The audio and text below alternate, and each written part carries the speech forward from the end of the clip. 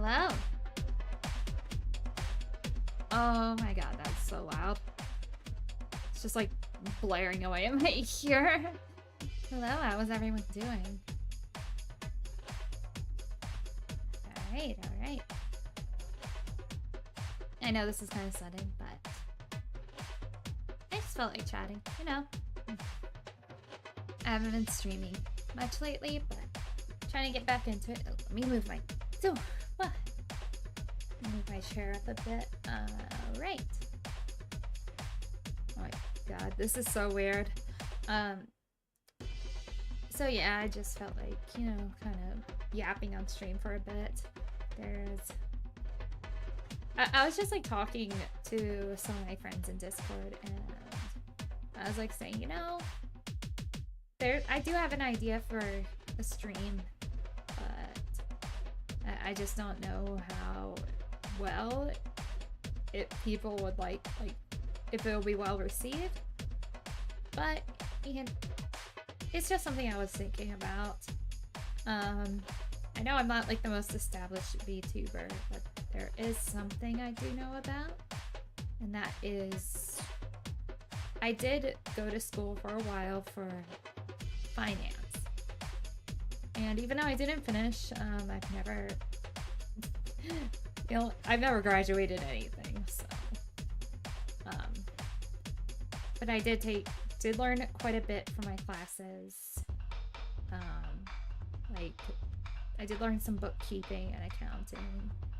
And I just feel like, you know, there aren't a lot of resources out there to tell people like how to plan for a debut when they first start out being a VTuber. Because, you know, you're here from the very, very, very, very beginning, which I know some of you are.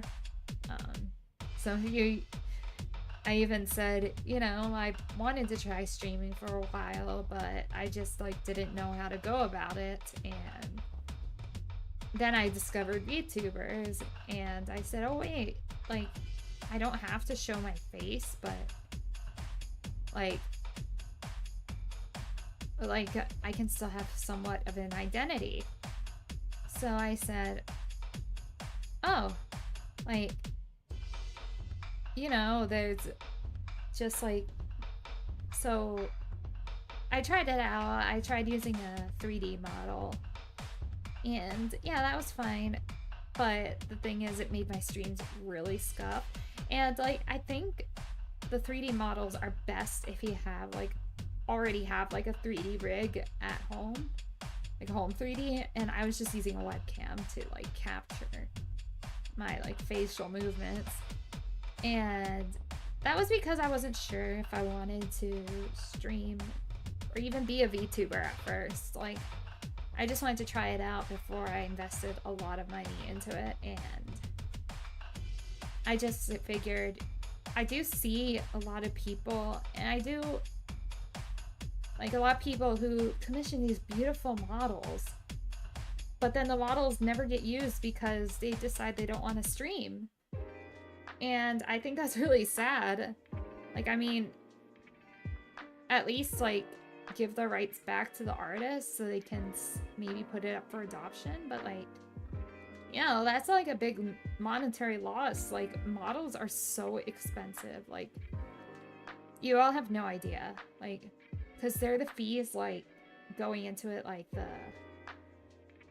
there's a commercial fee you have to pay in order to use the character's image. And there's also like, you have to obviously reimburse the artist for their work. And it really depends on who you get as an artist. Because for me, everything was done by Gaius.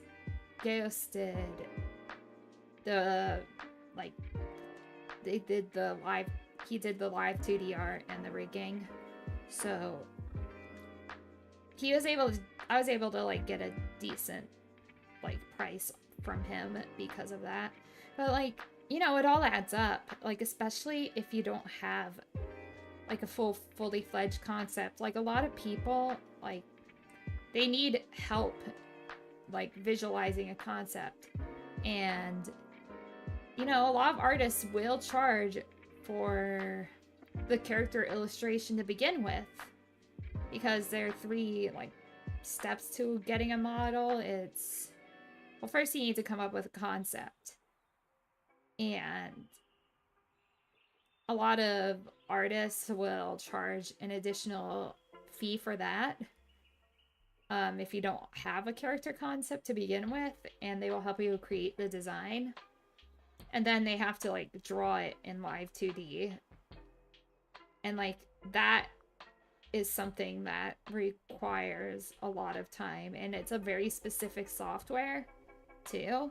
And then they have to like cut the model before it gets rigged, because like, hello Jayway, we're just talking business here.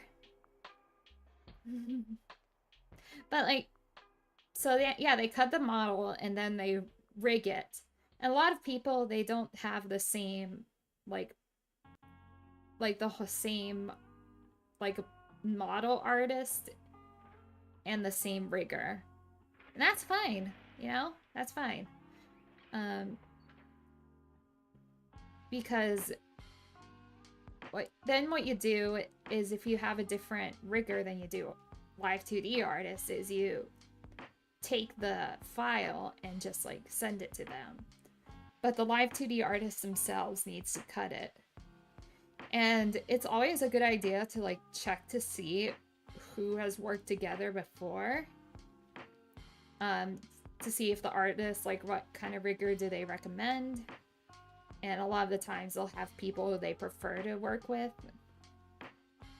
Mainly because their style just works really well with the way they want the characters to move. But it is a process. But all of that can be quite costly. Because that's factoring in labor costs, and you're also paying, like I said earlier, paying... Hello, Jaywalk. Hello. Everybody's coming in. You're also paying for the commercial use of a model. Hello, Goku. Hello. But yeah, there was actually controversy not that long ago. Hello, Ayame. Hello, everybody's coming in. So exciting. Yeah, we're just chatting, and there's a point to my yapping. There's a point. Yeah, so there was a controversy a while ago where a popular VTuber had an android made of their model without the original artist knowing. And the thing is, the model they had been using to stream ever since they first started was a free to use model from Booth. And when you use a free to use model, you don't own it. You're just using it as, yeah, you're just using it as a lender. Like, I've used loaner models before, and that's the thing, they're just not you unless you buy the rights for it. And then, so the artist found out, and you know, they were Japanese artists, and Japanese takes copyright and commercial use very seriously. And so that VTuber lost their Nendo deal. Hello. And so I just think, like, you know, there is a reason why there are all those fees attached with getting work done. And yeah, because it's not fair to the artist too. Like, if you just like use their work and then you make profit off of it without actually buying the rights to use that character. Hello, Dr. Frederick. It's going very well. The bottom line is, you know, getting off your feet as a VTuber can get quite costly. There's also streaming equipment, and if you want like a big debut, you have to like you know, commission something. Like for me, I didn't really have a proper debut. I had just like a Zatsu stream where I showed off my model, and I also had like an illustration done from a friend, and that was meant to be like the teaser. Like the teaser for the lore, which I haven't really gone into much, but you know, time will tell. I'm not like at a financially stable enough position to like spend like thousands of dollars on a big debut, and that's okay. But I do know like people who they do subathons or donathons where they raise money for their debuts, and a lot of the time that's like when they get their dream model, or they do like their lore properly. But again, especially if you're an indie just trying to get off the ground. Hello, Freddy Fazbear. I am doing well. I'm doing very well. But it's just like, you know, it's so hard to like go crazy and spend all that money just to get yourself set up. It's hard to like keep track of all the expenses. And I think that's why a lot of VTubers kind of just like give up after a while, because they just get in over their head with how much it actually costs. And then this isn't a flex or anything. This is a very realistic look at it. Like, honestly, if you're just starting out, what I recommend is getting a free-to-use model, or even starting out as a PNG tuber, because that's the first thing you need to do, is figure out if you actually like content creation. Like, you don't even need to stream. A lot of VTubers nowadays just do like regular gaming stream, like gaming videos, or like they release music. Yeah.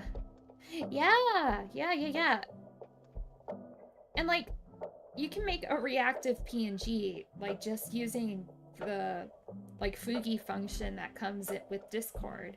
You just like put that PNG as a web source, and it will react like to your voice. And you don't even need a webcam for that. All you need is a decent microphone. And honestly, like, if you just want to stream, you don't even need to like have a model. You can just do like either face cam or voiceover only. Like, a lot of really successful like gamer like content creators and streamers, they don't show their faces. They just have the voiceover. You know what? They're engaging in themselves because, yeah, do a PNG. Do one. Like, make that OC you made in middle school real. Yeah. Some people do stream with a mask. I mean, he who must not be named was a faceless streamer for a while, and he streamed with just a mask.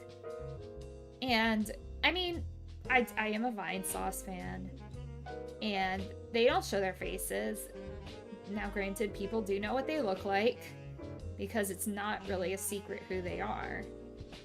And Vinny has a band that he performs with pretty often. And, you know, I think that's fine too. Just like to just do the voiceover and have the focus be on your content. Yeah. That is cute. Yeah. Because the charm with the Vinny Vinesauce streams is just the things they do on stream. Like, they play crappy games and they like visit weird websites, and it's less about like their image and it's more about like the content itself. And they've been doing it for like over 10 years, but they're still very popular and successful. And of course, I mean, if you don't mind doing face cam stuff, that's also an option too. You can just get like you don't even need a fancy webcam. You just need like what I use is a laptop and just like a light for my mocap, and I think it works fine. Granted, you do have to get used to moving around and making different expressions, because part of the reason why VTubers do so well is they can be expressive. Like, this is like me with no toggles. Like I can do a grin. I can do pouty.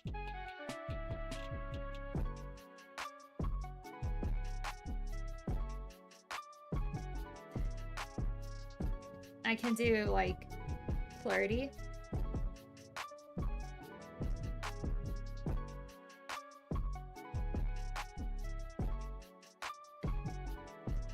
I can do smug.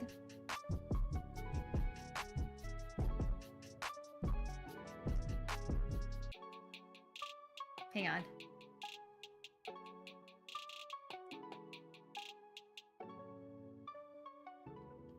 But like, that's a secret, is you do have to be like, you kind of have to exaggerate your actual like facial expressions. Oh, I can do surprised.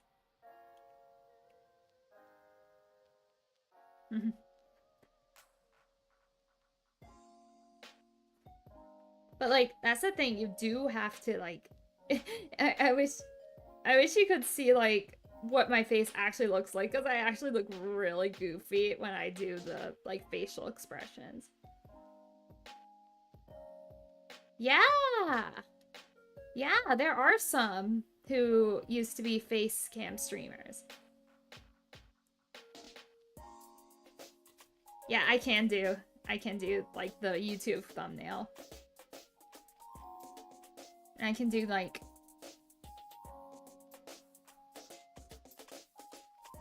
I might actually ask Gaius like for a model up for a rigging update, because he just learned V-Bridger.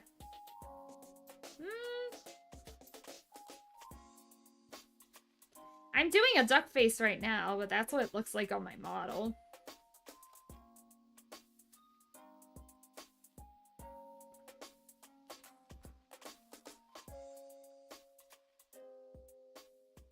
I can do like sussy, like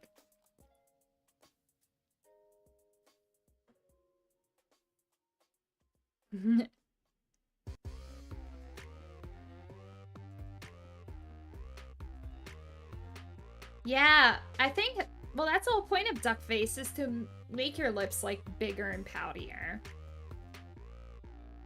I wasn't around for the 2010s. I know what duck face is. Hang on, let me see. Because I used to like, yeah, I have teeth. I can show off my teeth.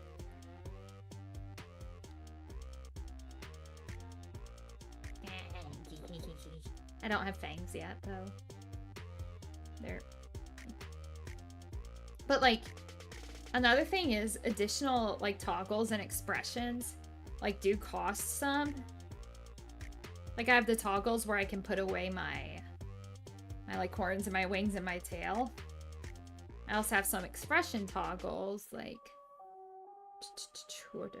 how do I do them?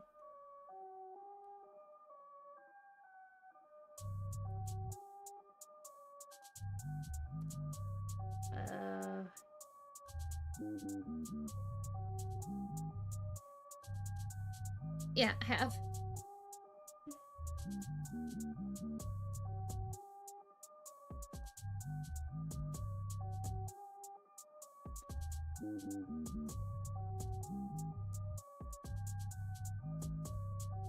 I have like scared.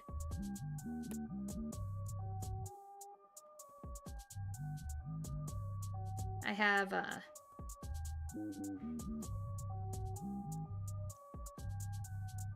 let's see if I can make that face.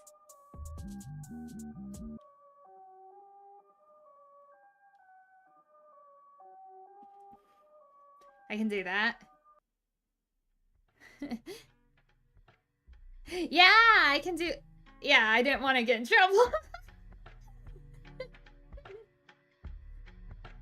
It's a blush. I ate something spicy.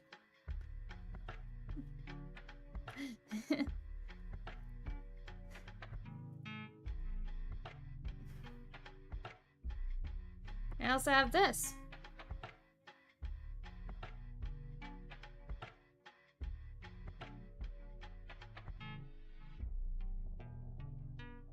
Like puzzled? I've used it a few times. I've used it a few times.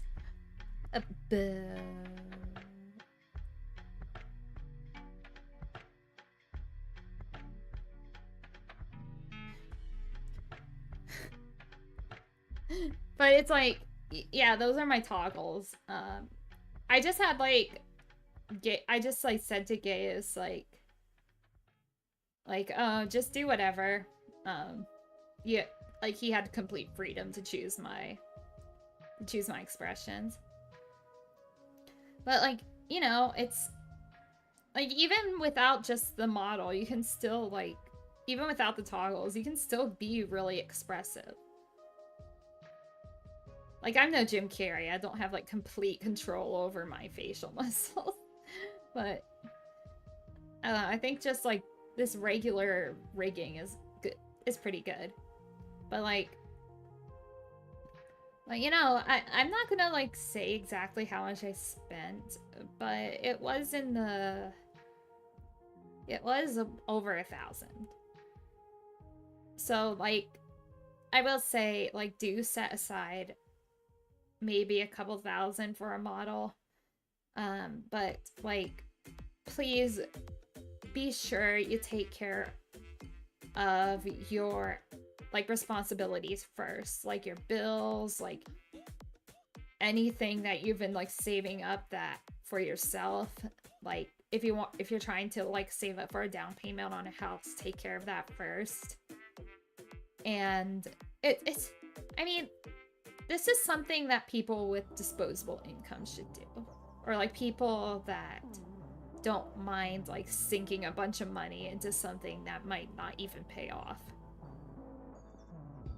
Like, cause I mean, I wanted to stream first before I became a VTuber.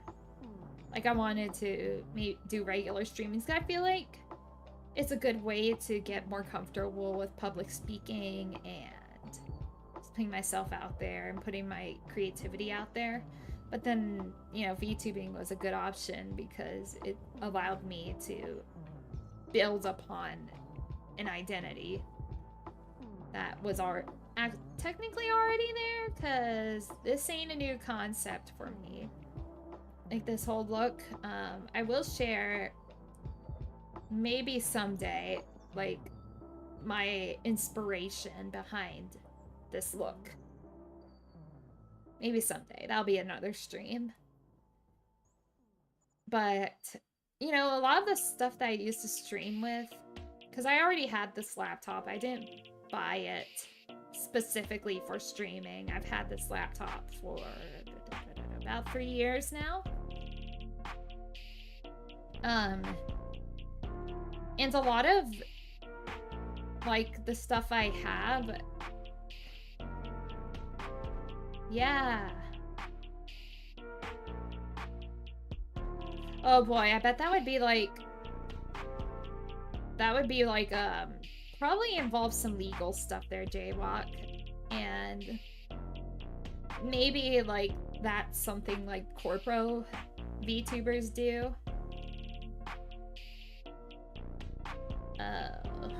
Not really. That one was something I made. Yeah. Yeah. That was... Okay, so the model was something I made when I just wanted, like, to have something. And... it was just, like... I just chose, like, I was like, okay, this is kind of like what I've looked like for a while before I really felt comfortable showing who I really was. It was a very simple model. It was the brown-haired model. I mean, I guess in a way that was the model I used when I wasn't really ready to put myself out there. That was just like something I made when I was still unsure, but I wanted to have something that people could like connect to. I do remember that model. That was a very long time ago, like more than a year ago. And I do have some like connections to that model. And honestly, the whole time when I streamed Light the Way using that model, that was really to help me get used to streaming. And that was really who, like, the persona I was using to kind of just like test out everything. Because I don't know if you've seen like early Eden streams. I am very... Maybe it was. Maybe it was. But like early Eden streams, I don't know if you've noticed, but like I do have a different like vibe. I do watch them occasionally, and the one thing I noticed was I was very nervous. Hello, Reeb. I am doing very well. I was very nervous, and I just like wasn't sure what kind of streamer I wanted to be. And a lot of the games I was like playing were kind of like joke games that I just randomly found online. The very first stream I did was... I believe it was the Otome version of Resident Evil 4, so like... That was the kind of streamer I was at the beginning, was just like... It was honestly just like a shitpost. And I was just like, you know what? This is just something I'm doing to amuse myself and like the people who are really close to me. And I was just like, hey, look at this goofy ass game I found, and I'm gonna play it and just like react to it. And it was a great time. I really ought to play that again. Because there's like multiple routes, and like weirdly enough, I kind of became friends with the person who made that game, and he made that game just as a joke too. Like it was a lot of like parody games early on. Like there was the Sonic, like Who Murdered Sonic the Hedgehog game. Like that was a classic. And like what was it? I played Facade a few times like on stream. That one was pretty good. But yeah, a lot of it was like free to use games I just found. Yeah. This is like last year. A lot can happen in last year. Whoa. Yeah. But me streaming originally started out like kind of as a joke thing. And like, yeah, I didn't take myself seriously like at all. And yeah, definitely. Oh my gosh. About a year ago was when I debuted this model. But like my streams are like super scuffed, and there was one part of the stream where my mom like yelled at me while I was streaming, and she asked me like a really embarrassing question, and I had to like cut that out of the VOD. And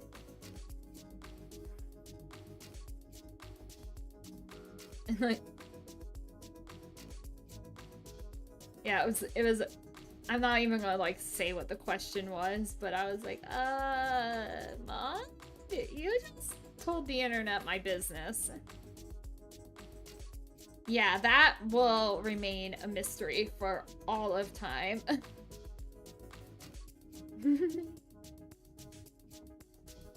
I'm not even gonna say which stream it was, but if you know the Eden lore, then you will know what I'm talking about. It was something I had to cut out of the VOD, and you can like Luckily, it isn't too obvious what I cut out, but I do make a comment about, oh god, that was so embarrassing, I'm gonna have to remove it, and it's like still in there. I'd like, part of me like wants to private the earlier streams. But like, or just like, cause they aren't very, oh yeah, that painting stream, that was fun. Oh gosh, I should do more. I should do more. I can... my mic's like peaking, hang on.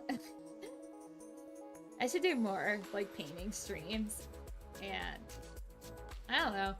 I feel like my strength lies in just, like, shooting the shit. And just, like, being this person who isn't afraid to be silly, because... I feel like...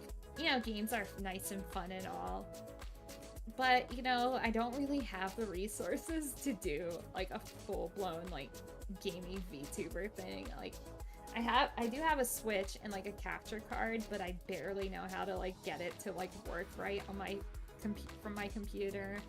And, you know, it might be time for an hardware update anyway. But, in a way, I just embrace the scuff. I embrace the scuff because despite everything, like, I see the same people like show up to every stream, even though it's super scuff, even though I barely know what I'm doing. And you know, it's quite nice. But like, getting back to budget, so yeah, that is another thing you have to consider as a VTuber, is what the heck are you going to stream from?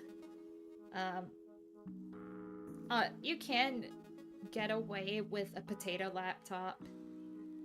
Now, the laptop I'm using is a gaming laptop. It's an MSI with an Intel Core 7. It does have an integrated graphics card, so it's nothing too fancy. But, I mean, it can run some indie games okay. And I did do like a massive cleanup of the like storage, and like I found a few like programs that were using up a lot of RAM just like anyway, so I got rid of them, and it has been running decently. I mean I'm running this at like 2% CPU, which I think is not too bad. But like, yeah, you have to like have, if you want, depending on the kinds of streams you want to do, you have to kind of have a beefy computer. If you want to do like gaming streams, you either have to like invest in a capture card or like get a gaming PC. And like, honestly, gaming PCs are fine, but there aren't really a lot of PC exclusive games that don't eventually come out on console. Now, PCs are good for other kinds of games that don't usually release on consoles, but you know, that's not really YouTube appropriate, so I think you all know what I mean, but like, also PCs do have like access to like a bunch of indie games, and a lot of indie games don't really use like a lot of resources. So like, yeah, I mean, like when you start out and you just don't have like big fancy hardware, indie devs are like gonna become your best friends. So you do need a decent mic, but honestly, the mic I'm using right now, I bought on Amazon for like 40 bucks. And there's like a way to make a very inexpensive mic sound good. You just have to get good at audio mixing. Copyright-free music for streaming. Okay, so what I use is, I mean, it does get copyright claimed, but it's like just the content ID on YouTube, which is kind of annoying, but you know, it's not gonna like hurt my channel. Yeah, RuneScape is copyright free. It is. I've known that for a very long time, thanks to a certain demon VTuber. There's also Dova syndrome. That they have like free to use music. I mean, yeah, we all know RuneScape. What I use is I use like a resource inside Streamlabs. It's Streamlabs music, and you can just have that running in the background. Or yeah, RuneScape's always good. You can just make a playlist and just have it like go through that. And or if you know anything about music production, you can always make something yourself. Like there are a lot of artists that all you have to do is just credit to them and they will let you use their music for free.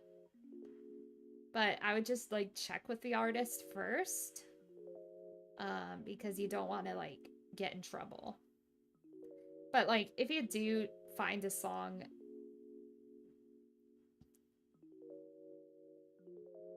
yeah, that is weird because if it gets struck, then like it'll hurt your channel. But like, yeah, I've weirdly enough, like I don't think content ID like really means anything. It'll just add something to your like description. But like I do think the content copyright claims on YouTube are getting out of hand, honestly, because there's like people who are putting copyright claims on things that aren't even theirs. Like somebody like does a cover of a song, like a Final Fantasy song, and then they copyright claim that in somebody's video, and it's like you don't actually own that because it's a cover. Yeah, it's getting so bad. Like, how greedy can you get? Because if somebody uses something that does have a copyright claim on it, then that like that video's revenue, part of it goes to the copyright owner. It can like hurt monetization of other channels, and it's like, can you all just like chill? Like if you didn't personally like, yeah,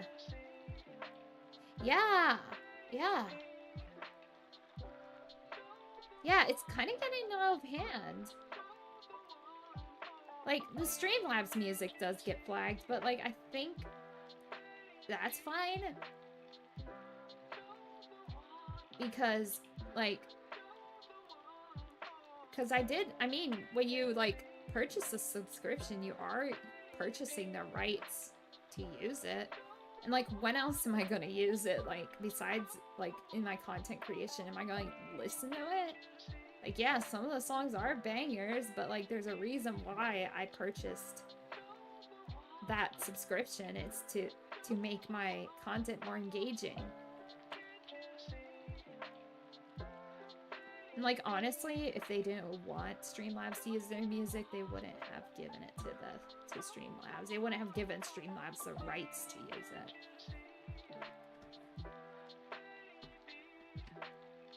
Because it's like built within the software itself.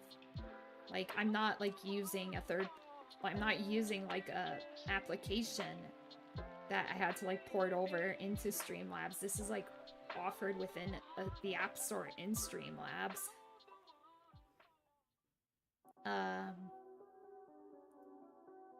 But I feel like depending on the country you live in, it's probably not that big of a deal. Like if it does get content ID, because it says, oh, this is content ID, but it has like no like consequences for your channel. I'm like, okay, whatever.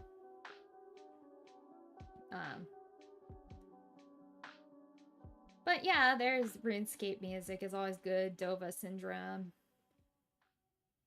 Dova Syndrome has free to use music. Honestly, yeah, I'm sure there's a lot of websites you can use. As long as you like credit. As long as you give credit. Like just read the terms and conditions pretty closely, like before you use it. Because you don't want to like get in trouble.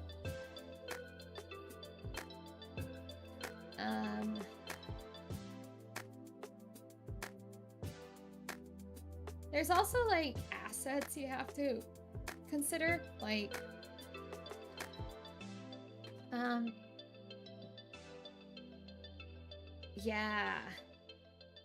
yeah, I've seen YouTube Studios music and it's like, oh yeah, this is like fine to use, but it's like banned in Germany, but Germany has a lot of things banned in it, so so yeah, I know they're weird about certain things.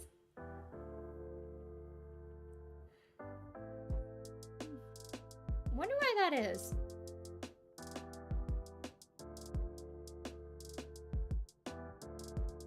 But like, yeah, there's like, whenever I see like something banned in YouTube and I check the countries like it's banned in, it's always Germany and like Australia. So I just like, maybe they have stricter censorship laws, but you know. I mean, I'll have to look into that. Now, granted, I don't know how many viewers I have in those countries. I don't know how... So, I'm pretty sure my streams are okay. Like, as long as the person can access YouTube. Like, but...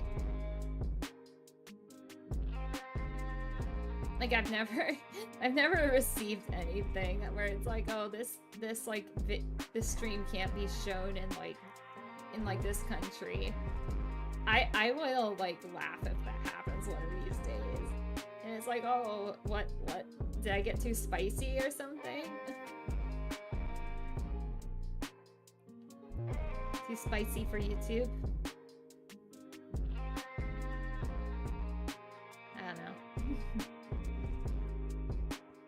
I remember like back in the day when YouTube would just like let basically anything like go. There was like all the AMVs that used like clearly copyrighted music, but nobody gave a shit. Because it like fell under like, it was like considered fair use because the person like used the music in a way that was considered original enough that wasn't copying. And me too, I miss old YouTube too. Or like the times people would just like straight up upload like full-on anime episodes. Now granted it was cut into like 3 parts, but it was like the stuff people would do just to get around like the copyright stuff. It was like hilarious. Where it was like the anime was like played in like the one corner of the screen. Or it was like so covered in like fan subs that it basically made the like screen unwatchable. I don't know, I'd have to say it was like, or yeah, it was flipped. Oh boy, on my like first YouTube channel. Yeah. Back on my first YouTube channel, I used to like upload like shitty like AMVs I would like make with my friends. And like they were so bad. Like it was stuff that I would like make like in 30 seconds. But they were just like jokes. And so many of them got taken down because of the copyright thing.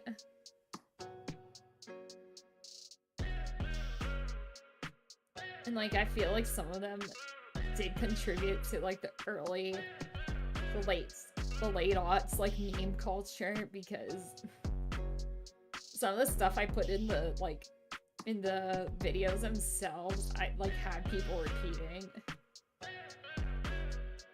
Yeah. Oh my gosh, I remember when Smosh first came around. And they did like their Pokemon like song parody where it was just like the Smosh guys just like dancing around and like singing to their Pokemon figurines. Oh god. Or like the what was it?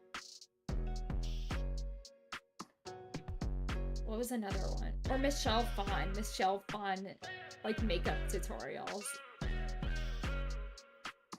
Jib Jab, yeah. Or like what was another one? Annoying Orange, yeah. Or I think or Fred. Hey, it's Fred. God.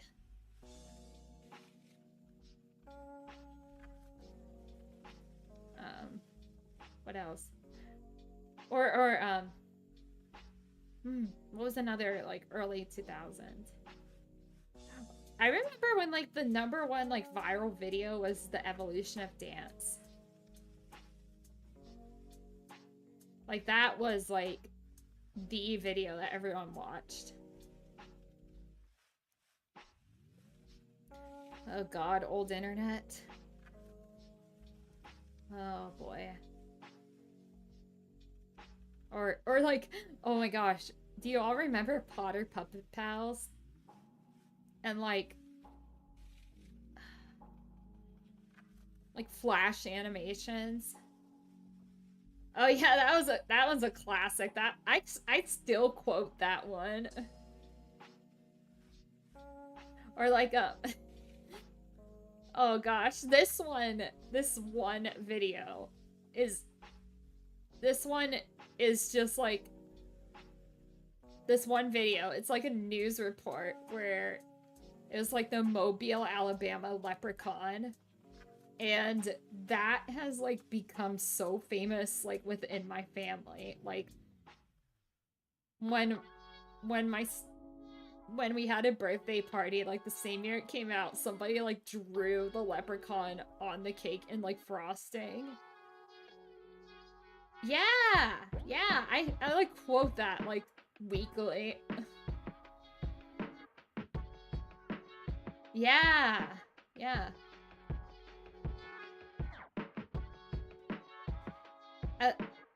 Sitting on the toilet. Sitting on the toilet. Sitting on the toilet. Or yeah, the leprechaun in Mobile, Alabama. Like that one's a classic. That one's a classic. Or the whistle tips with Bub Rub and Lil Sis. That's like that's a classic. Or like, oh god. Oh, like the weird like My Chemical Romance videos that like where it's like I think if it's called Will You Butter My Muffin, like Gerard Way, Will You Butter My Muffin? It was something like that. Numa Numa. Yes. Yes. Was also a classic. Elvis and Flash. Like, I don't know. It's just like thinking about like the stuff that we watched. It's just like, oh my god, no wonder I take SSRIs.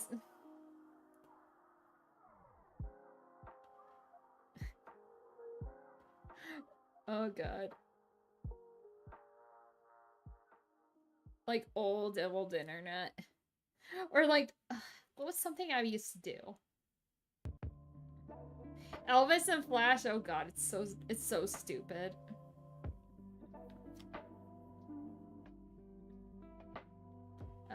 Or Peanut Butter Jelly Time.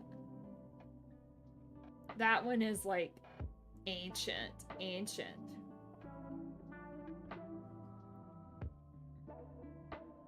Oh, SSRIs, that's like an antidepressant. Like Zoloft.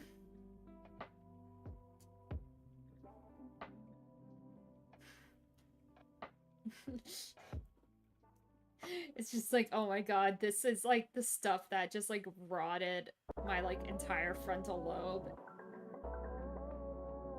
Like, it's peanut butter jelly time, peanut butter jelly time, peanut butter jelly time. Oh, what was another one? Or the, oh, yeah, the, you are in it.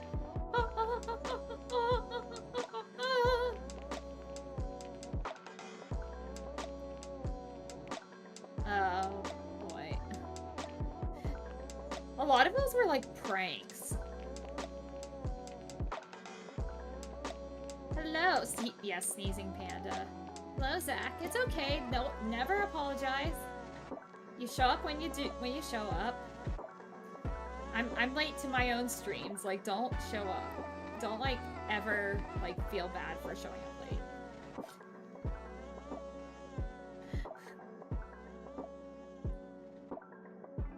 But yeah. Yeah. I will say, like, I will say that, yeah, nostalgia is a dangerous drug. But, you know, not to get all, like, oh, kids these days, but, like, I feel like the internet back then was... It was more diversified.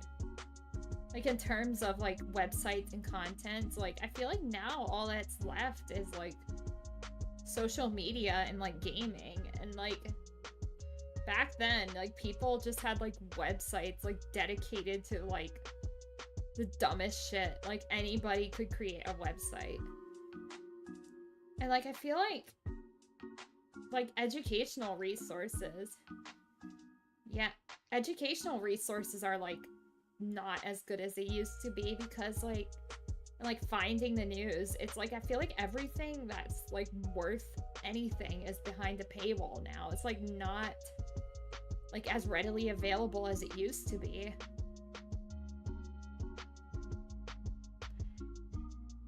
Yeah. My search engine of choice is DuckDuckGo. Only because I know, like, Google, only, like, boost to certain website ads. Like, a lot of Google search results are ads, actually. And, like, the websites themselves pay Google to, like, get a boost in the search engine. Yeah.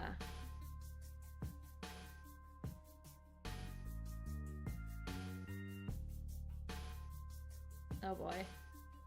I think the first internet I ever used, the first internet browser was Netscape. And you had to, like, buy minutes to use the internet.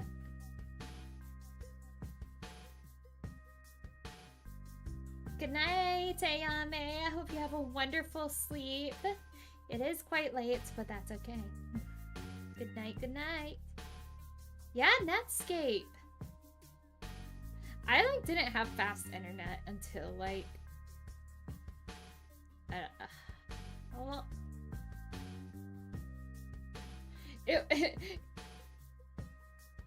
Yeah! 1,000 free minutes on AOL. I think I spent, like... Oh, God. Imagine a time where people weren't terminally online. Now, probably they were terminally online, like some people, because, I mean, they had the BBS, which was, like, an online message board, and, like, but it's just, like, you know, yeah, being a couple centuries old demon, like,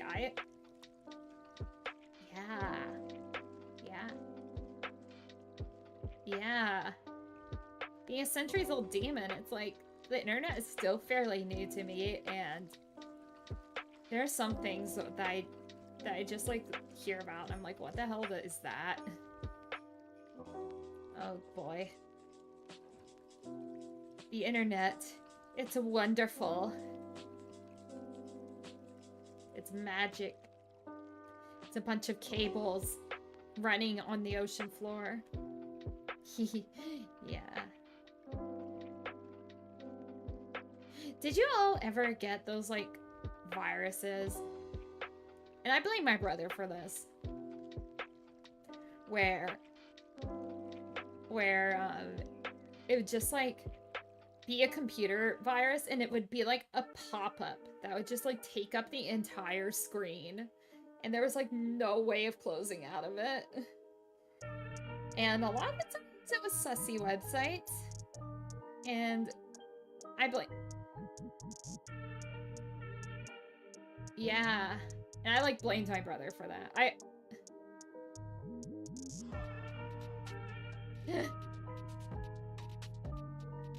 Yeah. Oh, my biggest, like, pet peeve was,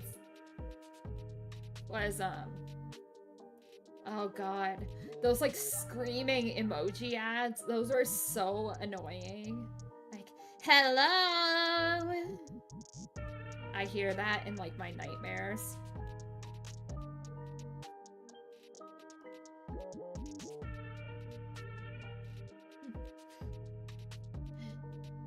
Hello!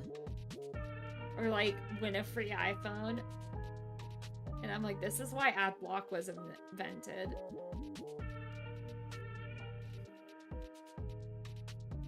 You know, I've heard a lot of people, like, blaming, like, YouTube's glitchiness on the fact that they're trying so hard to get around ad blockers, but the ad blockers, like, keep improving to, like, get around that, and it's like they're just in a never-ending war.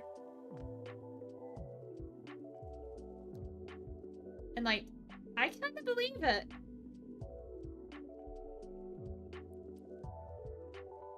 I kind of believe it. And it's just like, yeah, why are you trying to stop this when what will happen is just the ad block company, like the people who make the ad blockers will just, like, figure out a way around it. Like there's no stopping it. Like, people don't like ads. Like, they're intrusive. And, like, a lot of the times, like, they don't even, like, match things that I would be interested in. Like, I mean, granted, I'm occasionally guilty of, like, let's just say I'm getting ready to watch a YouTube video and an ad for, like, an interesting movie comes on. I will watch the trailer. Like, I don't skip all the ads. I skip, like, the ads where it's trying to sell me something, but I do occasionally watch the movie trailer ads. And I'm probably... YouTube is probably listening to this. Yeah! I will say YouTube Premium is worth, like, the ad for YouTube music, though.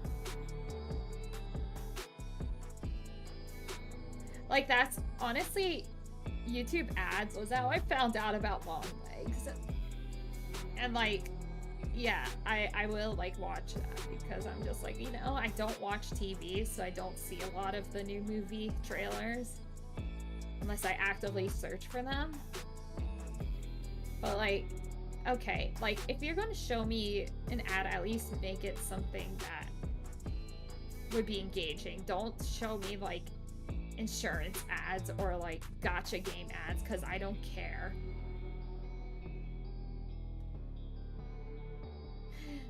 Yeah! Oh my god, the infomercials. That is, like, a lost art in itself. Call this number now and get a free magazine. It's like, oh god. Those, like, love song infomercials. Like, where it's like, oh god, the world's greatest love songs. The infomercials nowadays are, like, they're not, like, trying to sell you something where you can call in and like get it through the mail. The infomercials now are like for drugs. Like Ozempic is one of them, and like Jardiance. It's all diabetes drugs.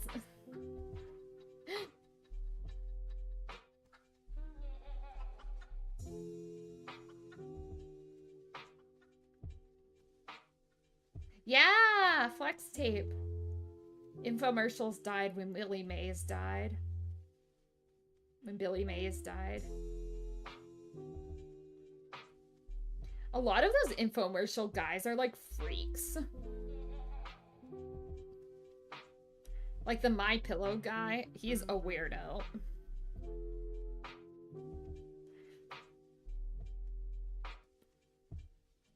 Like, also, do y'all remember the Slap Chop and like the Sham Wow? Like that guy was weird.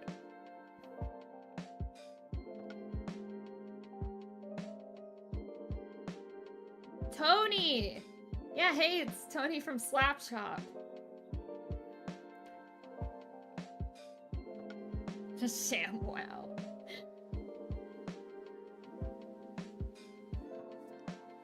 Linguini, martini, tortellini, bikini.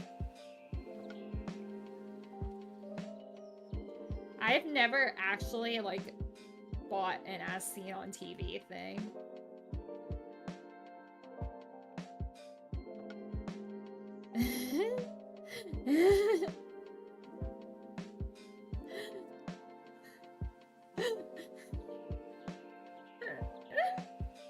I'm sorry.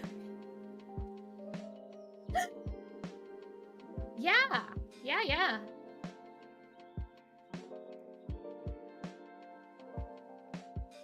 Oh god. So Vile, my mod, he told me that once him and his friends are like prank phone calling QVC.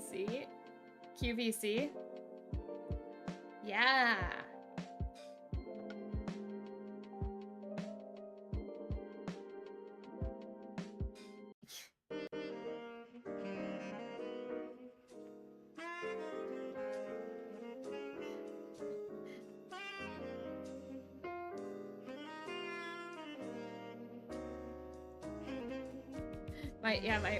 My mod Vile, he like, him and his friends were like trying to prank phone call QVC when they were like, I don't know, like in middle school. And he said they had like somebody screen the calls ahead of time because apparently people prank phone calling them was very common because they will put you on TV if you make it through.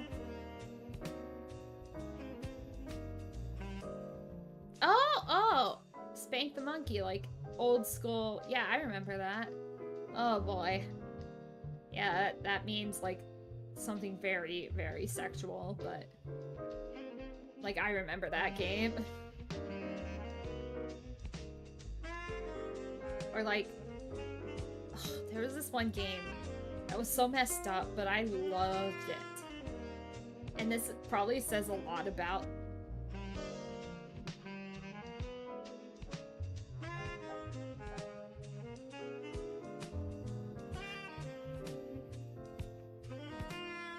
but like this probably says a lot about like who I am as a person. And one of my favorite like Flash games is Dark Cut, and I don't know what that says about me, but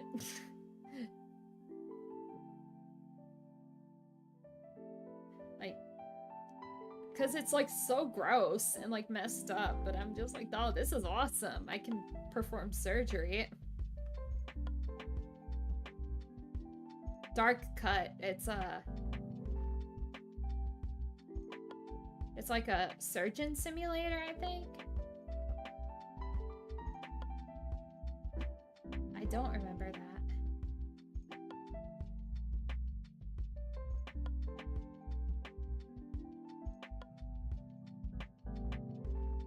I remember the GameCube. Yeah, yeah. I had a GameCube.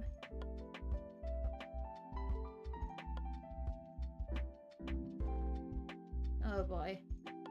Super Monkey Ball, like, made me rage like no other.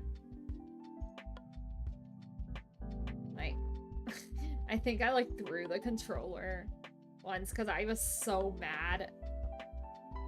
Because, like, that game is hard. Like, actually really hard.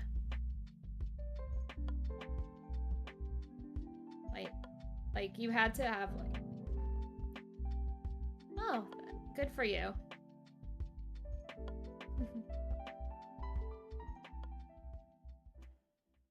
Anyway.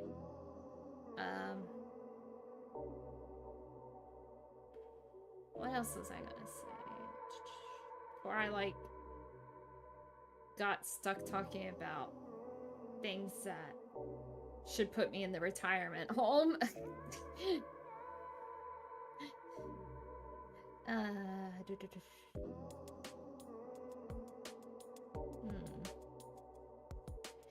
Oh yeah, we were talking about, like, budgeting as a VTuber. And, like, oh, another thing that can get quite expensive is games. Like, all those games you have to buy for content, like, especially like those real short one-off games, like, that all adds up. Yeah. And, like, it's like also you're all in a, like, constant struggle between wanting to play, like, what's popular and new versus, like, trying to save money and, like, try to play something that you would actually enjoy. Yeah. Or, like, just, like, share your wish list to your friends. Good night. I have never played Warhammer.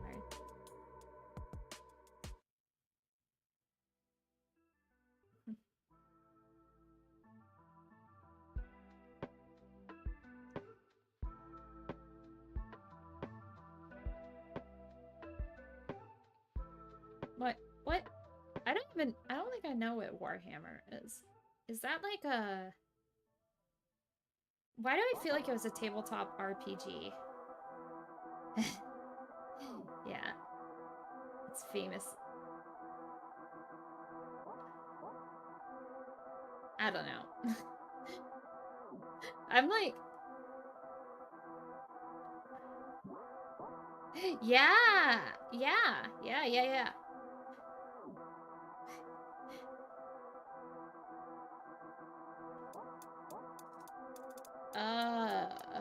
British D&D. Interesting. My, like, knowledge on, like, pop culture is so strangely, like, selective.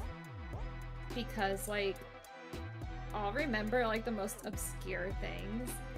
And then, like, stuff that is popular, I'm like, oh, I don't really understand that. I can't tell if it's because I just don't pay attention, or maybe my memory's just complete shit.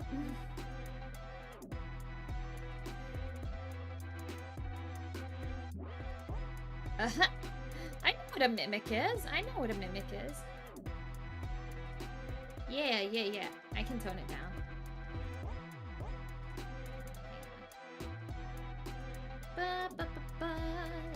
I can turn down the music. There we go.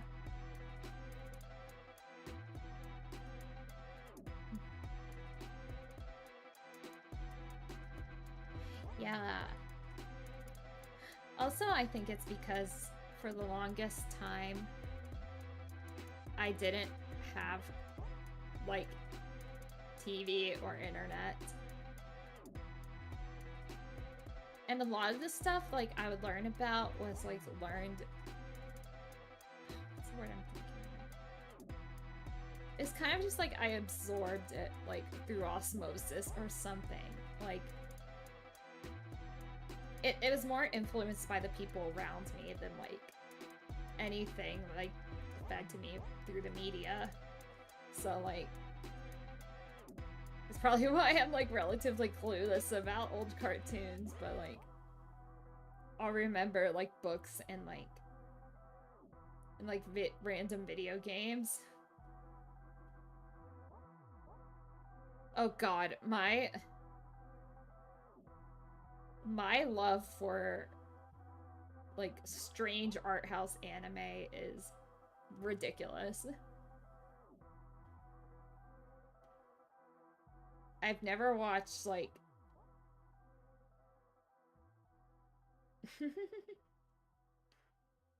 Yeah. Oh my god. Nothing... Yeah. Oh, art house anime, to me, it's like anime that's kind of cerebral and, like, strange.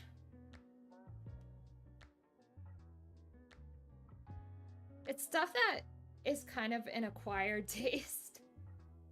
Like, it's something that a lot of people will watch and be like, what the hell did I just watch?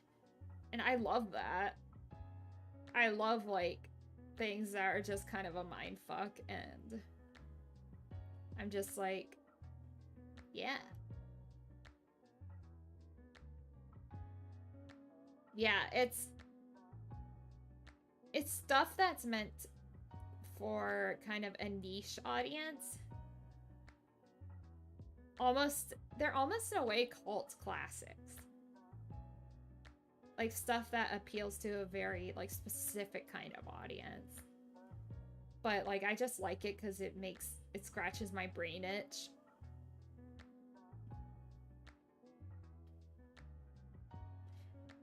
Though I have been watching DBZ, I will say that, and that's more of a, like, mainstream one. And I have been liking it a lot. I do like Dragon Ball Z. I just finished the like, part where Vegeta, like, invades the Earth and, like, Goku has to, like, come back from the dead to fight him. Like, that arc.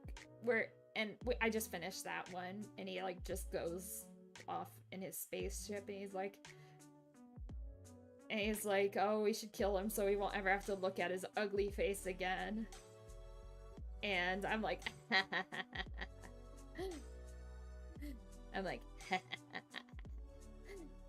oh, little do you know. Little do you know.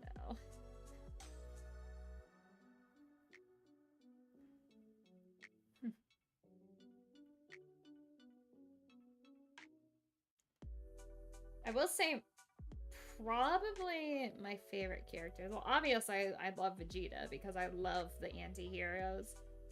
I love how shitty he is. Like, I like Piccolo a lot.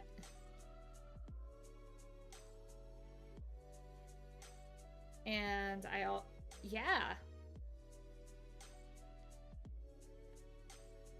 Yeah, people loved Vegeta. Well, he's an interesting villain because he is just such an asshole. Like, he doesn't care about anything other than himself. But then he, like, meets his match with Goku and, like, Gohan and Krillin. And he realizes, oh, shit. Like, these people, like, actually, like, might be as strong as I am. Like, maybe I'm not the strongest. And yeah, it gets you hyped. Dragon Ball Z gets you hyped. But what I thought was really nice was, yeah, Vegeta is the most compelling character. Well, where I am was Krillin wanted to kill Vegeta. Like, he wanted Vegeta to die. And Goku says, you know, let's just show him mercy because I don't think he's that bad. I kind of sympathize with him because I'm a Saiyan too. And, like, Vegeta, like, used his Saiyan pride to terrorize people, but Goku is like, well, I'm a Saiyan too, but do you think I'm bad?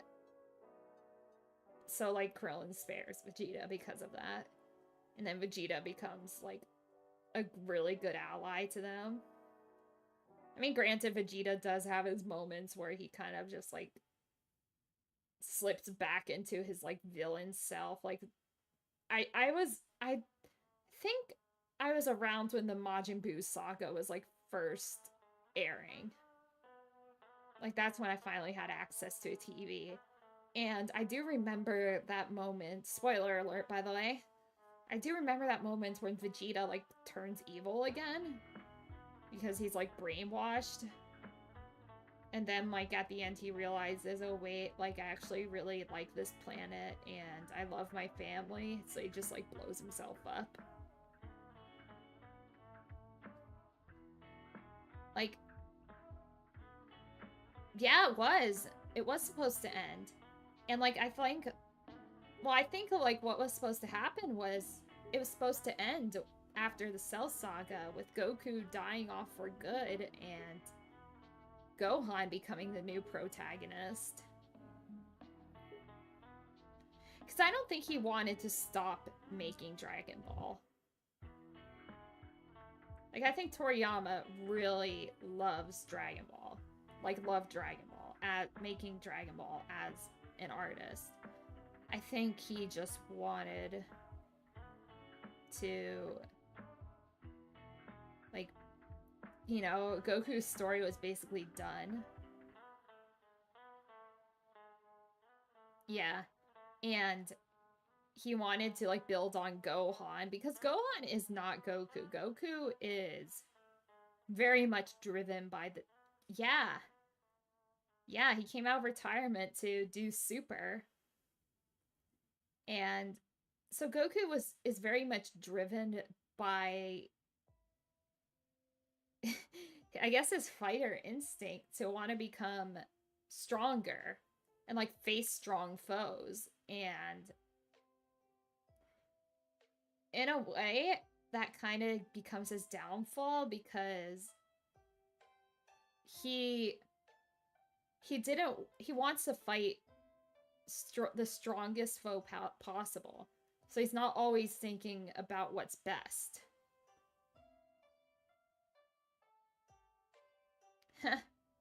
Yeah, the live action was a mess. Yeah, because Goku's like... Goku just wants to fight strong opponents, and that can be his downfall.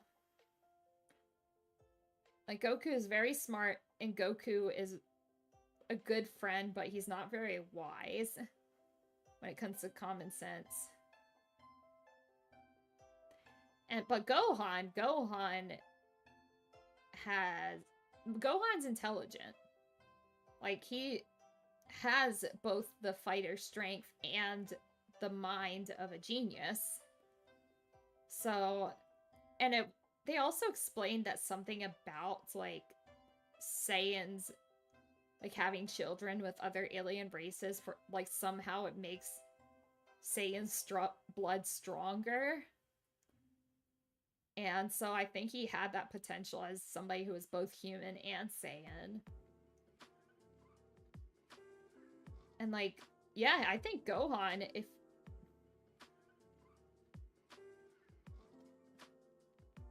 Yeah, yeah.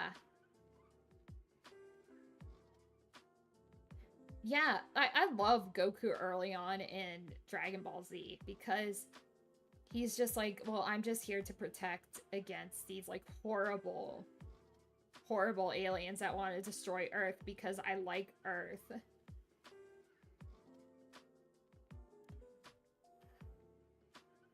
Yeah.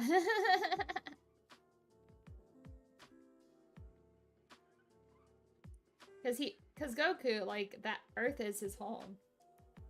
I mean, he's always been kind of an idiot. Like, he literally has brain damage. Like, that's why he didn't... That's why he didn't destroy the Earth as a baby. Was because he got brain damage. Yeah. Yeah, it's yeah.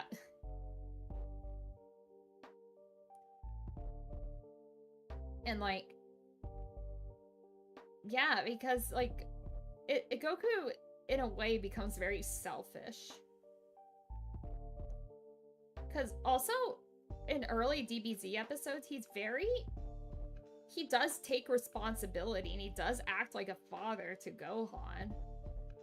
Like he knows what he needs to do, and that is to protect Earth from these horrible Saiyans that want to destroy the planet.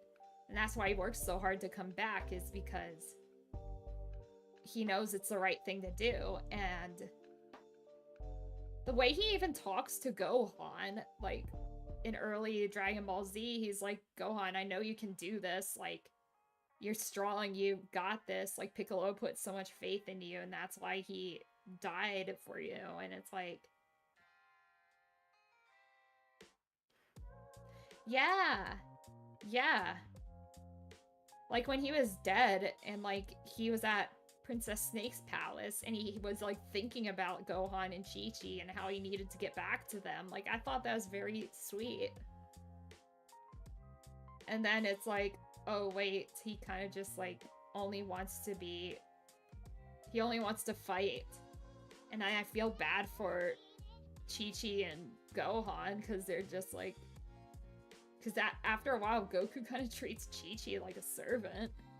It's like messed up. And then Vegeta, the guy who like nearly destroyed the whole planet, becomes the doting father and husband. Like there's that thing in Super where Vegeta like turns down a chance to compete at the world tournament because Bulma's like about to give birth to their second kid, and he's like, well, she'll kill me if I'm not here. And like Goku's like, oh well, I wasn't around when Goten was born because I was dead. And then Vegeta's like, it's amazing you're still married.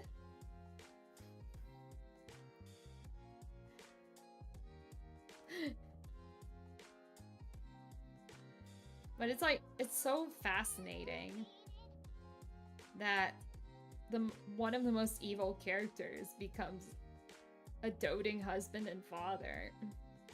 And like initially he wanted nothing to do with Bulma and Trunks. Like it seemed like he just like, it was a one-time thing for him. And like he was just like, oh, I don't want a family, it makes me weak. And then he just kind of like blew off his responsibilities. And then when Trunks got older, he was kind of hard on Trunks too. Like he put Trunks through all that difficult training.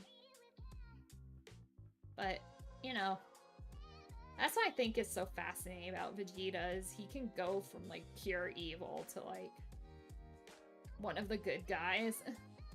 Like somebody who's really honorable and reliable. I think that's why I like those characters, is because of the development and progression they go through as characters. And like Piccolo, I like Piccolo because, yeah, it is very complicated. Because, you know, he was raised to be a ruthless Saiyan prince. And like part of his identity is his pride as a Saiyan. And like he sees himself as this incredible warrior, but then he thinks about, oh well, I don't fight like I used to, and I can't keep up with Goku because my family's holding me back. Like it's just like that whole thing where this like evil horrible like guy who's just shown like a bit of compassion can completely turn things around and become like so sweet and gentle. Kind of, that's why I love Sasuke and Naruto so much. Is because of everything he just goes through. And he is definitely a character that is hard to love. I don't mean like love romantically, but it's like he's like a hard character to like root for. But then it's like, oh, like this is literally a kid who had such high expectations because of the family it was born into, and then yeah. That's my jam. The villain who becomes good because of love. The power of love. Yeah. I don't know. I think the Disney movie, like the animated, did it right. Because the reason why he... She definitely was. She was into that. Like when she turned when the beast turned back into a human, she kind of looked disappointed. Now I agree, the beast is very hot. Like, I'm gonna say that. I'm gonna say that the beast is hot. Like, yeah. What? What? Hey. Hear me out. Hear me out.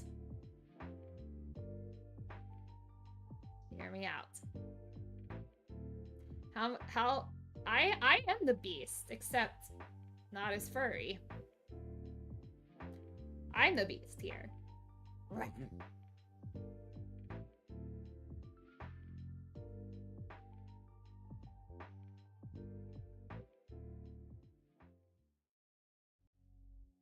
I have a beast form. Like, I have a beast form that rivals his form. Like, don't...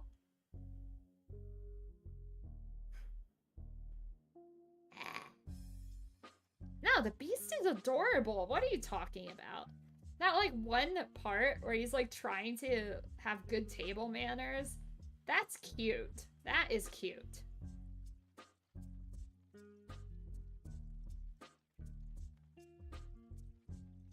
Like that. And like when he's like so awkward and nervous, like before he has like Belle dance with him, that is adorable. Like,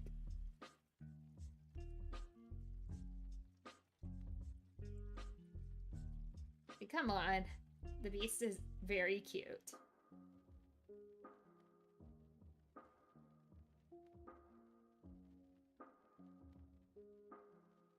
Oh boy. I think that trope is called... Yeah. When he becomes, like, more human-like, that's when he becomes very cute. And, like, attractive.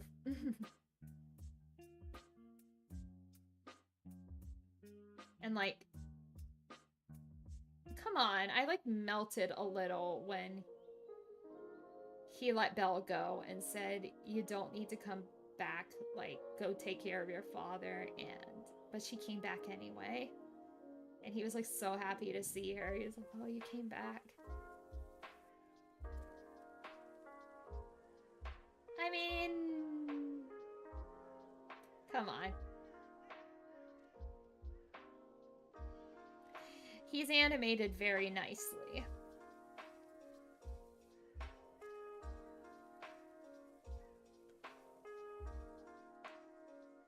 I know people who think, like, Mufasa's hot. Like, come on. Like, and Kovu from Lion King 2. Like, I know people find them attractive.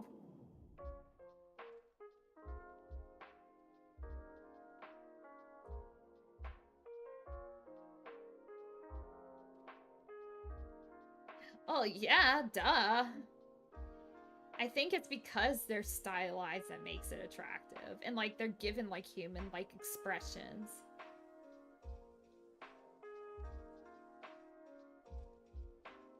Oh, boy. I can tell you... This will be an interesting discussion for another...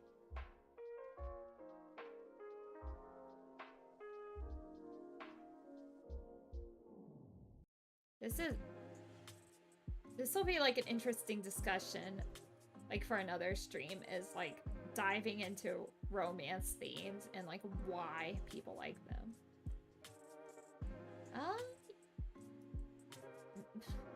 I don't remember. I haven't seen the live action.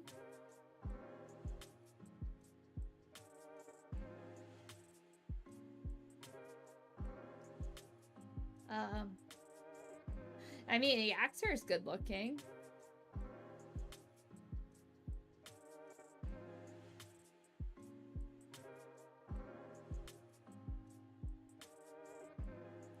Ooh. Like...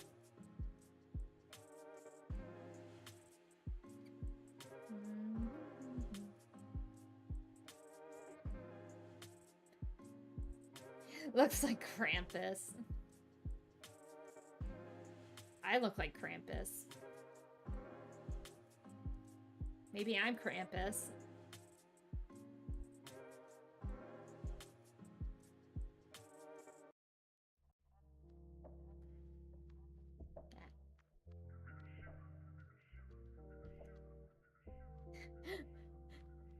One of my favorite things is to go on Twitter and like be careful what you wish for. One of my favorite things is to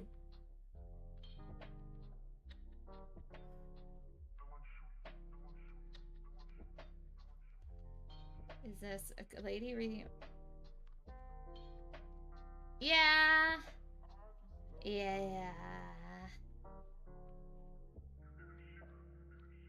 I think it's because you get to live out the danger without actually being in danger. At the end of the day, it's all like fantasy, like, so who really cares? I will say Twilight is hilarious, though. I went to, like, a bachelorette party, my sister's bachelorette party, and it was, like, Twilight themed. And let me tell you, I have never, ever laughed that hard at a movie that, like, wasn't intended to be a comedy. I've never laughed that hard at a movie. Yeah. Yeah, it's all about the tension. Like, that's why a lot of romance stories are about the couple, like, falling in love and not actually a couple in a relationship. Because, like, a relationship with stability isn't that much fun to read about. But, like, the dramatic tension, like, especially in, like, a high-stakes, like, environment, like, that's fun. That's fun to read, and that's interesting. That is something you can get immersed into.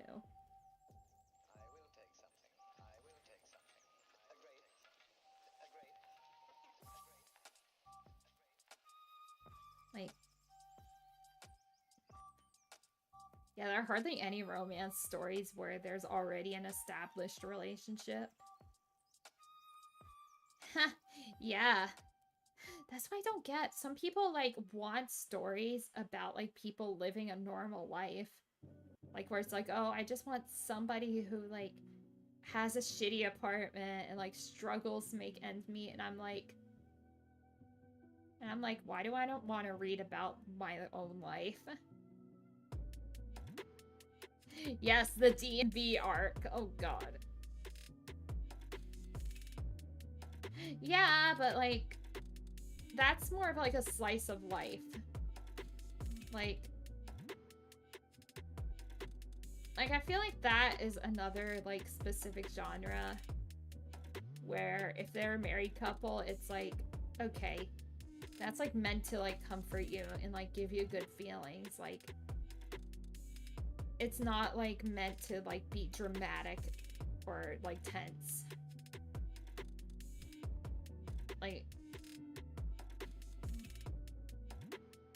Like, that's why otome games are all about, like, the chase and, like, the concept of getting this guy to fall in love with you and like watching the development.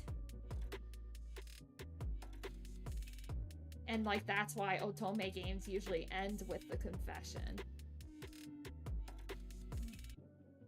Because it's like, oh. Because also, like, romance, you want to end on a happy note. You want to end with the characters getting together because that's happy. Unless it's a tragic romance. Like, a classical romance ends with a marriage. And, like, I don't know. It's just like, I don't know. I feel like we've, like, bounced around to different topics today, and we've gotten off track, but that's okay.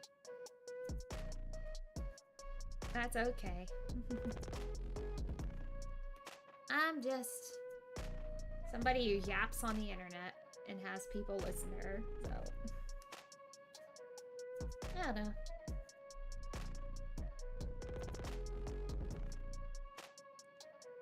Yeah, that's Sword Art Online in a way is, I think, just an escapist fantasy. And because it seemed Kirito, he's like super powerful, he has the hot girlfriend. Like they're, I guess, like, if you want to make it dramatic, you like make it so he can lose that, but like, I don't know, there's so many different ways to like go about a story. You can have like somebody start off like super powerful and then suddenly they're stripped of all that. Like they're stripped of the girlfriend, the like powers, and like everything they've like earned. They have to start over. Yeah. Yeah. I don't like that either, because it's not fair to Asuna. Like, hello? That's what makes me think it's more of like an escapist fantasy, because yeah, he has like this super hot girlfriend, but he like doesn't really say no to these other women that like throw themselves at him. Yeah, it's too harem-y. And like, there's nothing wrong with harem animes. Harem anime. If it's done right. Yeah. Yeah.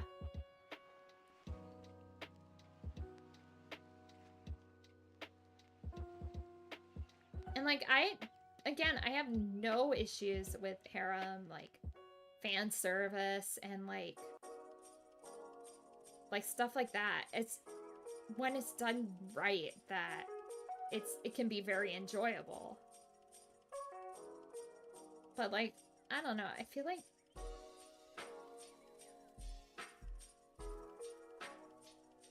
yeah, that is weird.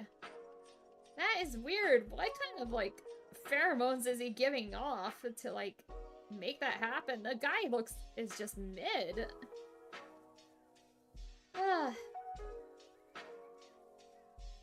I don't know.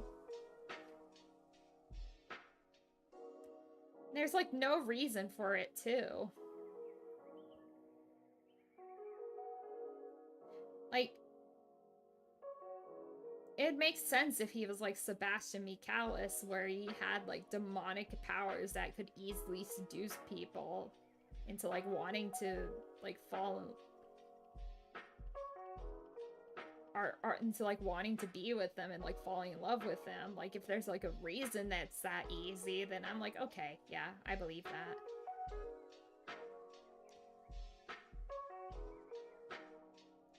But he's just like a guy. He's like the most like generic like anime protag, in my opinion. And I'm like not bashing this.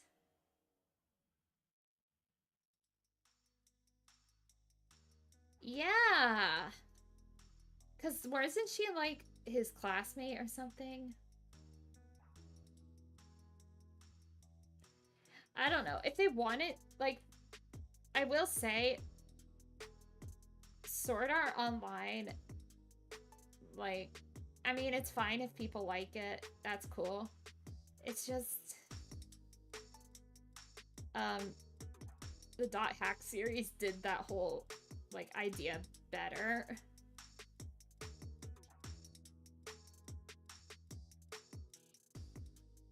Oh boy. Yeah, Dot Hack did that whole, like, stuck in a coma while your conscious is in, like, a video game thing better.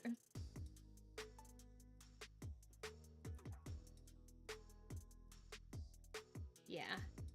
And a lot of, like, the later arcs, I feel like, are just, like, gross and, like, tasteless. A lot of it is to just, like, especially the stuff that Asuna goes through. Like, I feel like that's just, like, oh. Is she, like, an actual character, or is she just gonna get, like, fridged to, like, develop Kirito's, like, character arc? It's, like, weird. Oh boy, we're getting into, like, feminist theory here. Like, feminism in media. Like, eh. I have so much to say about that. I could go on for another couple hours. And, like, how women are treated in like, media in general.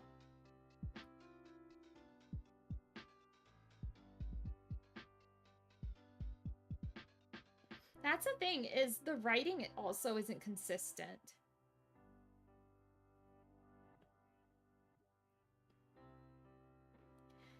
And I do think there is a problem with how female characters are portrayed in a lot of shonen media, but I think that's more because of the audience and the demographic it's targeting. Like, I will say it's gotten better.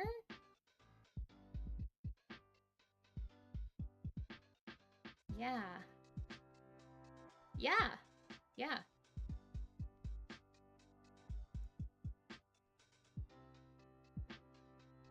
I will say, like, one anime that I absolutely love, but, like, the female characters are just written so poorly, is Naruto. I love Naruto to death. I love Sasuke. I love the whole, like, Akatsuki thing. But the main female characters are just, like, not written well. Honestly, like, if you had shown me, like, the PV they made a few years ago where it was, like, celebrating Naruto's, like, 20th anniversary, I would have thought, is Naruto, like, a gay, like, anime? Because kind of looks like Naruto and Sasuke are the ones in love with each other, not like Sakura and, like, Sasuke and Naruto and Hinata. Sakura could have been, like, a great heroine.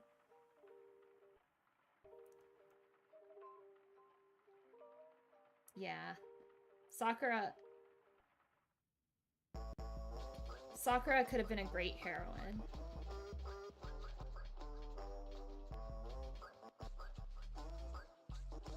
Hot take, but, like, as cute as Sasuke and Sakura are, like, in Boruto, like, I honestly think, like, having her end up with Sasuke was really detrimental to her character.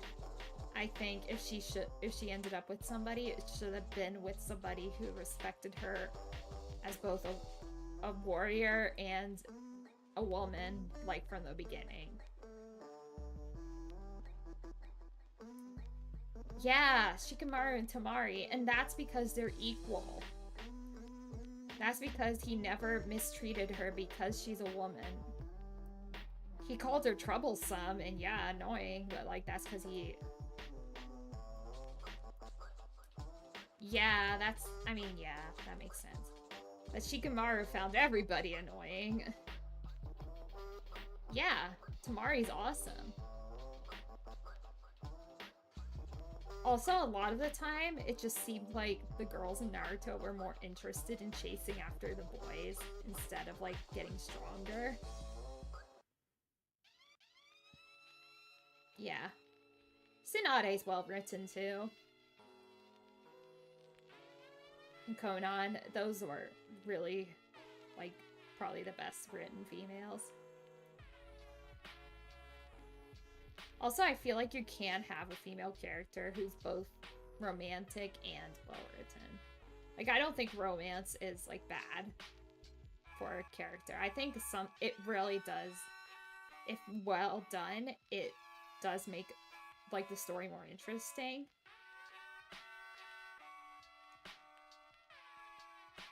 Yeah. Yeah. Exactly. And, like, with Tenten, like, that, the whole reason she was created, the whole thing Tenten was created was just so Rock Lee's team, or Team Guy, could have a girl. Like, there is no other reason for that other than that. And, like, I feel like yeah, she could have been, like, such a cool character. Like, that whole thing where she could summon, like, weapons, that was cool. Yeah, yeah. And granted, not all shonen, like, have poorly written female characters. I do think... Well, I'm trying to think of what's a couple of good examples. I think Full Metal Alchemist, I think Riza and Winry are written very well. And, like, obviously Inuyasha, like, Kagome is written wonderfully, beautifully, and, like,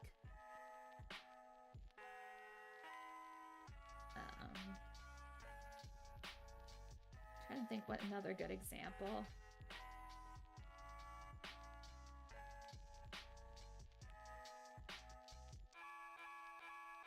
Yes, Chainsaw Man. That's another what I was about to say. Yes, Chainsaw Man. They have great women characters.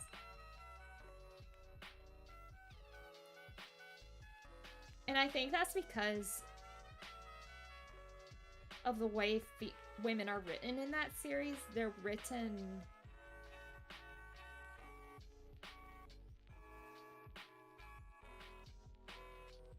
Well, I think the whole thing with Denji is he's supposed to be, like, that's just him being a teenage boy.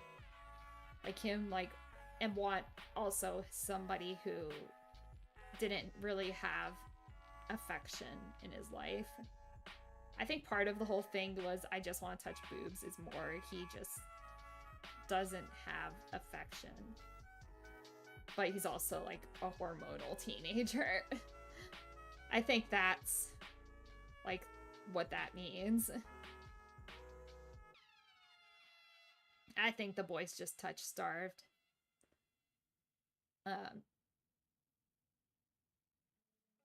Yeah. Yeah.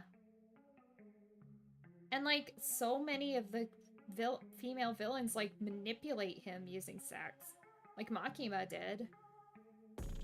And, like, Himeno a little bit, but I don't think she was, like, serious about it. Because I love Himeno. I think she's a very good character. And I think she was, like, one of the only people I actually cared about Denji. I think she was just more teasing him than, like, actually serious. And I think she was just messy and, like... Yeah. She's messy, but, like, because she drinks a lot and she's, like, slutty and stuff like that. But at the same time, she's also, like... Himeno's the one with the eye patch. like, she's slutty and she's an alcoholic, but, like, you know, she's, like, genuinely a good person. And she, like, gives her life to protect the man she loves. I don't know, because they're jealous. Because Aki liked her.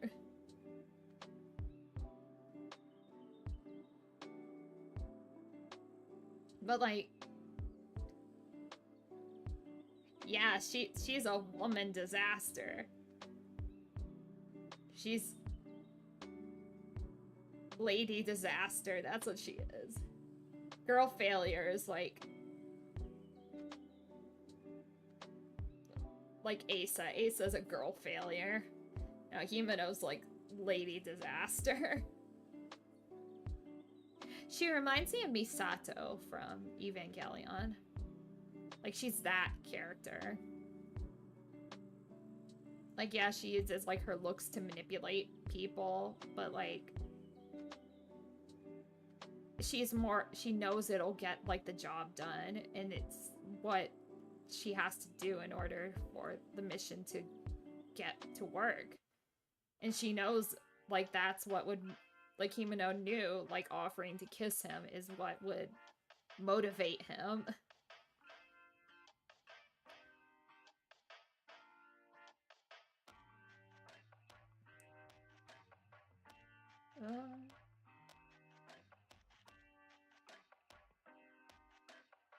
I think the best way to write a strong woman who loves someone is in situations where they're powerless to help not make them powerless.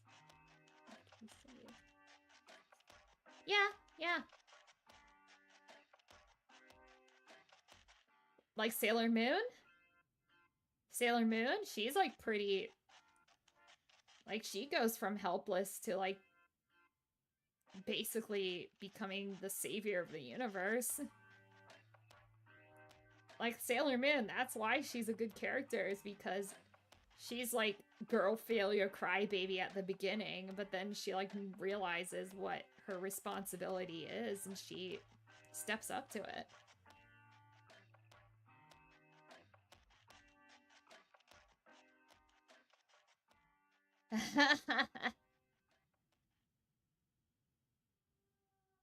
Yeah.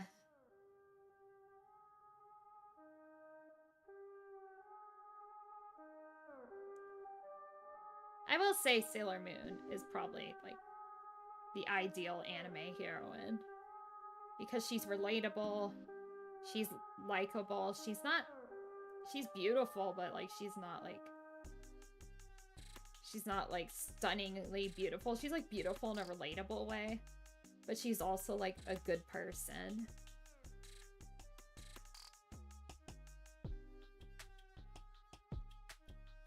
Yeah.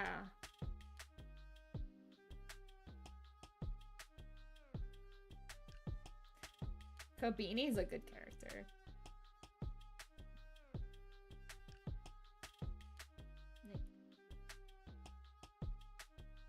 I also feel like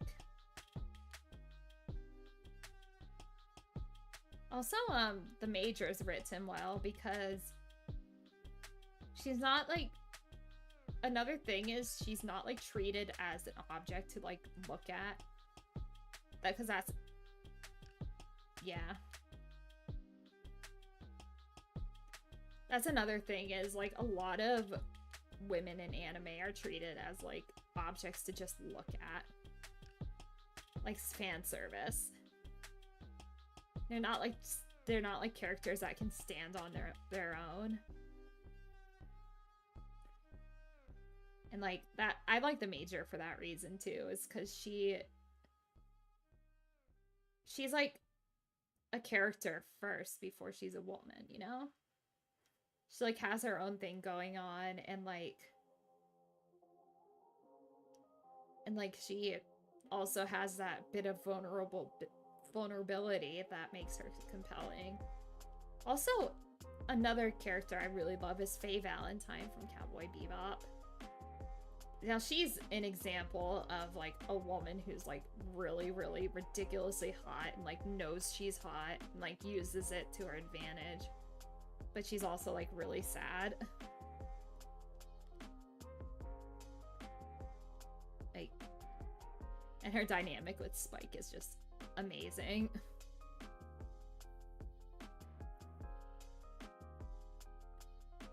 Oh boy. Well, this has been fun chatting. I should probably go to bed. It's kind of late. And I've been yapping for a very long time. But yeah, this has been fun. This chat has been like all over the place. But, you know, that's okay. Alright. I'll see you all some other time. Maybe. Alright. Good night.